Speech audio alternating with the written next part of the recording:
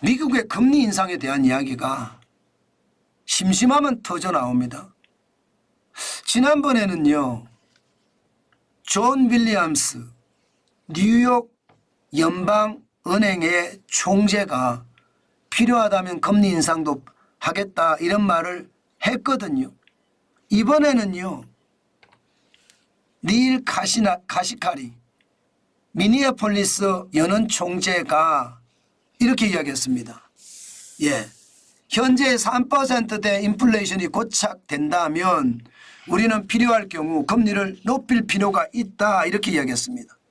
이게 미국의 로스앤젤레스 버버리 힐스에서 열린 밀컨 연구소가 주최하는 컨퍼런스에서 이렇게 이야기했거든요. 이렇게 이야기하니까 시장은요 난리가 났어요. 난리가. 또 금리 인상에 대한 이야기야 이렇게 이야기하면서 말입니다. 지금 미국 자체는 그렇잖아요. 금리 인하를 언제 하느냐 이 시점만 가지고 이야기하고 있거든요. 6월에 금리 인하한다고 했다가 못해. 7월에 금리 인하한다고 했다가 못해. 왜? 경기가 좋아지니까. 고용도 좋아지고 경제 성장률도 깜짝 성장을 가지고 오니까 금리 인하할 이유가 없습니다. 그래서 이제 9월까지 밀려갔습니다. 9월에 과연 금리 인하를 할 수 있을 것인가?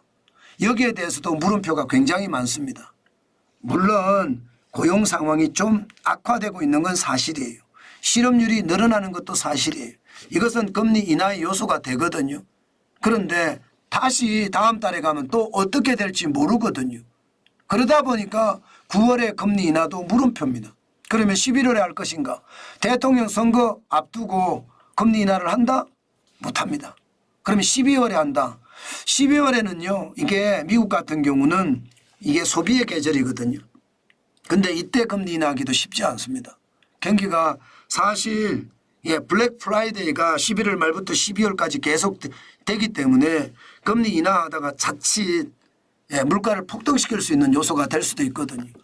그러면 여러분 이게 금리 인하는 올해는 물 건너갈 수도 있습니다. 문제는 물 건너가는 게 문제가 아니에요. 지금 연방은행의 총재가 인상도 할 수 있다고 하니까 시장은 화들짝 놀랄 수밖에 없는 겁니다. 그만큼 말입니다. 금리 인상에 대한 두려움은 굉장히 크다는 사실이죠. 그런데도 불구하고 국채금리는 오히려 떨어졌습니다. 오늘 5월 7일 현재 10년물 국채금리가 4.455까지 떨어졌어요. 지난 4월 25일에 4.704%까지 올라갔던 국채금리가 4.455%까지 떨어졌으니까 닐 카시카리 미니애폴리스 연방은행의 총재가 이야기한 것이 시장에는 그렇게 안 믿겠다 이렇게 이야기할 수가 있나요? 금리가 올라가야 정상인데 안 올라갔으니까 떨어졌으니까. 그러나 시장은 완전히 달랐습니다.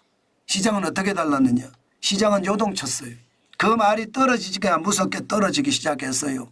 나스닥이 0.1% 떨어지는데 그쳤습니다. 결국은 시장이 놀란 거죠. 16.69가 빠졌고요. 16,332.56으로 마감을 했습니다. 기술주 중심의 나스닥 종합지수가 이렇게 떨어졌다는 이야기죠. 여기에다가 S&P 500 지수도 마찬가지 0.13% 강보합으로 마감했습니다. 6.96이 빠졌고요. 5,187.80으로 마감했습니다. 대형주 중심의 S&P 500 지수잖아요. 여기에다가 다우산업지수는 0.08 강보합으로 마감했습니다. 31.99가 올라서 38,884.26으로 마감했습니다. 전체적인 흐름은 여러분 결국 금리에 대한 문제가 시장 전반을 지금 장악하고 있다 이렇게 해석해도 무방한가요? 아마 미국의 금리를 인하할 거냐 동결이 길어질 거냐 아니면 인상할 거냐 이 세 가지 옵션이 시장에는 계속 롤러코스터를 만들어내는 것 같습니다. 어떨 때는 동결이 길어진다 하면 훅 떨어지고요. 금리 인상을 한다 그러면 폭락하고요. 금리 인하가 빨라진다 하면 폭등하고요. 이게 시장의 형세입니다. 요즘 시장을 보면 이 정도로 말입니다. 롤러코스터 장세가 심하니 투자는 진짜 조심하셔야 돼요. 제가 여러분들에게 누차 여러 번에 걸쳐서 말씀을 드립니다. 우리 시장도 마찬가지일 겁니다. 그만큼 말입니다. 시장의 불안감은 커지고요. 그 불안감은 시장을 변동성을 크게 만드는 거, 롤러코스터 장세를 오래가게 만드는 거, 그게 현실이 된다. 저는 그렇게 여러분들에게 꼭 말씀을 드리겠습니다. 그만큼 말입니다. 시장을 좀 지독하게 봐야 돼요. 너무 가볍게 시장을 안 봤으면 좋겠습니다. 오늘 우리 시장도 아마 미국 시장이 좀 영향을 받을 텐데 일단 말입니다. 엔비디아를 보면 오늘 떨어졌습니다. 905.54달러까지 떨어졌어요. 이것은 반도체 부분에서 좀 떨어졌다고 이야기할 수 있는 건가요? 아마도 그렇게 이야기해도 틀리지 않을 겁니다. 그만큼 말입니다. 반도체 어제 삼성전자는 엄청나게 많이 올랐었잖아요. 그런데 이게 조금 떨어진다 이렇게 봐야 되고요. 조금 떨어질 수도 있다 이렇게 봐야 될 겁니다. 필라델피아 반도체 지수도 0.74% 빠졌거든요. 35.57이 빠져서 4,784.88로 마감했습니다. 반도체가 조금 빠진다 이렇게 봐야 될 것 같고요. 애플도 빠졌습니다. 지금 애플의 주가가 제가 여러분들에게 말씀을 드렸던 4월 19일에 165달러보다는 많이 올라갔죠. 182.4달러까지 올라갔으니까요. 굉장히 많이 올라갔지만 오늘은 또 조정을 받았습니다. 저는 애플의 주식도 여러분들 저는 지독하게 봐야 된다 이렇게 생각합니다. 테슬라도 지난 4월 22일에 142.05달러에서 5월 7일에 177.81달러까지 좀 떨어졌습니다. 떨어졌지만 올라간 상태다 이렇게 보는 것, 저는 시장의 어떤 흐름을 봐야 된다 이렇게 생각합니다. 애플이 올라갔다는 것은 올라가면 삼성이 좋은데 애플도 떨어지고 테슬라가 이게 또 떨어졌다는 것, 테슬라도 떨어진 거거든요. 오늘은.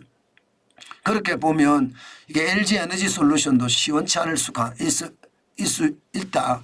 시원치 않을 가능성이 있다. 이렇게 생각할 수 있습니다. 저는 이렇게 말입니다.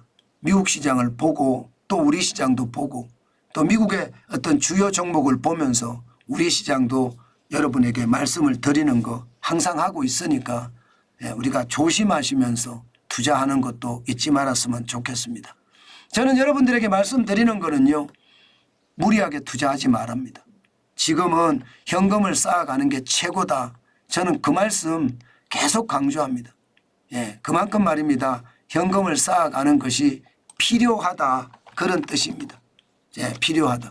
그만큼 말입니다. 시장을 우습게 볼 필요는 없고요. 현금을 쌓아가는 데 집중하는 것이 저는 좋지 않을까 그렇게 여러분에게 말씀을 드려봅니다. 너무 롤러코스터 장세에 들어가서 내가 고난을 겪느니 나는 생업에 열심히 일하면서 현금을 쌓아가고 언젠가 다가올 분노의 매수 시점에 저는 매수하는 게 더 낫지 않을까 그렇게 여러분에게 말씀드려 봅니다.